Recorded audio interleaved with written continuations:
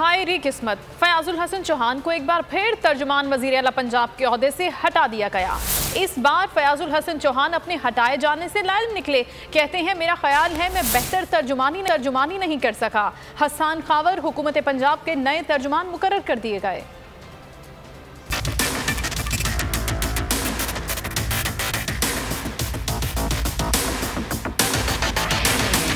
दिन बदला, महीना बदला, साल बदला, मगर किस्मत ना बदली। फयाजुल हसन चौहान फिर तर्जुमान वजीर आला पंजाब के ओहदे से फारिग। इस बार भी फयाजुल हसन चौहान को ओहदे से छुट्टी का मीडिया से पता चला। आप ही लोग मुझे बता रहे हैं कि तर्जुमान के ओहदे से हटा दिए। मेरा ख्याल है कि मैं अच्छी तर्जुमानी नहीं कर सका।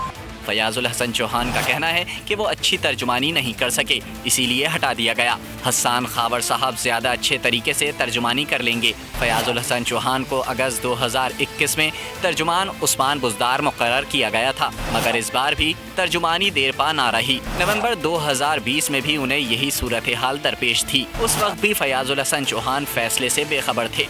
आप ही लोग मुझे बता रहे हैं कि तर्जुमान के ओहदे से हटा दिए। मेरा ख्याल है कि मैं अच्छी तर्जुमानी नहीं कर सका।